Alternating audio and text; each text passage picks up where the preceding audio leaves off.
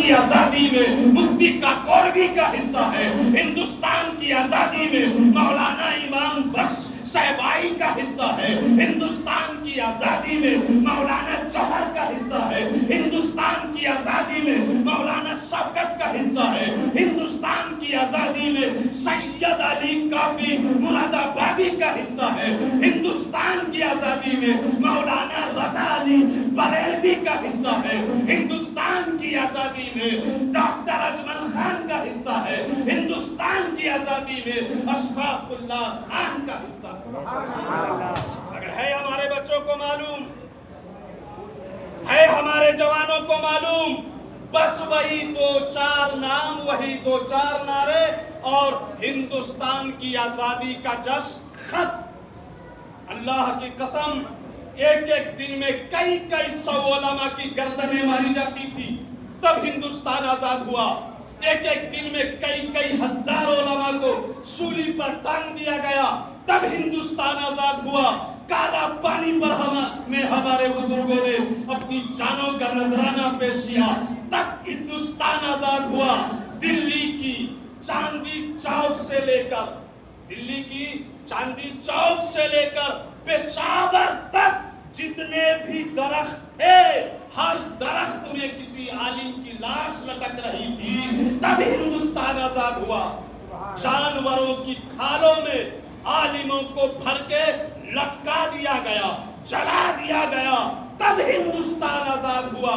مگر افسوس کہ ہمارے اسکول کے بچے، مدرسہ کے بچے، ہمارے نوجوان وہی دو تین گنتی کے نعرے اور ہندوستان کی آزادی۔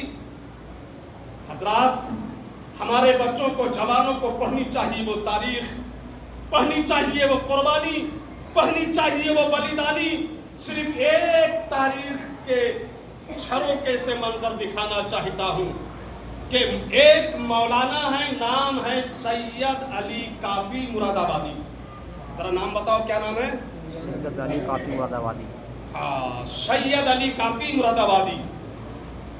انہوں نے ہندوستان کی آزادی میں بڑھ چڑھ کر حصہ لیا، انگریزوں سے جہاد کا فتویٰ جاری کیا، خود میدان عمل میں اتر کے آئے، مسلمانوں کی ذہن سازی کی، مسلمانوں کو تیار کیا، تحریک بنائی، اور جب مسلمان آزادی کے لیے سر پہ کفن باندھ چکے تو انگریزوں کو خبر ہوئی کہ مولانا سید علی کافی مراد آبادی پیش ہیں اس میں آزادی کی جنگ میں، آزادی کی جنگ چھیڑنا چاہتے ہیں، ہندوستان کو انگریزوں سے آزاد کرنا چاہتے ہیں۔ تو معلوم ہے ان پر انگریزوں نے کیس کر دیا، مراد آباد کیس کر دیا، اور جب کیس ہوا تو 2 دن بھی کیس نہیں چلا کہ ان پر جو ہے ان کی گرفتاری ہو گئی۔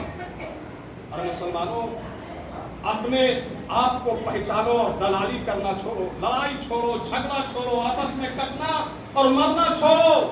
اس وقت جو مولانا سید علی کافی مراد آبادی کی گرفتاری ہوئی تو کوئی دلال انگریز نہیں تھا، کوئی ہندو انگریز نہیں تھا، ایک مسلمان ہی دلالی کر رہا، ظفر الدین تقریباً اس کا نام تھا، کلال۔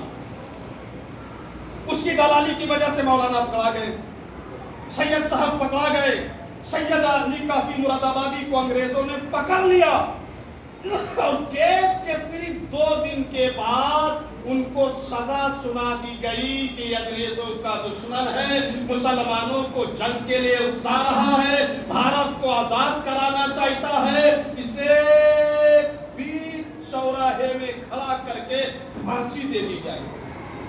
اللہ اکبر کبیرہ، پھانسی کا اعلان ہو گیا۔ کس مولانا کافی کے لیے؟ جو ہندوستان کے لیے لڑ رہے تھے، جو تمہاری آزادی کے لیے لڑ رہے تھے، جو انگریزوں کو بھگانے کے لیے لڑ رہے تھے، جو تمہاری سربلندی کے لیے لڑ رہے تھے۔ پھانسی کا اعلان ہو گیا، پیروں میں بیڑیاں ڈال دی گئی، ہاتھوں میں ہتکڑیاں ڈال دی گئی، اور آپ کو پھانسی کے پھندے کی طرف لے جایا گیا۔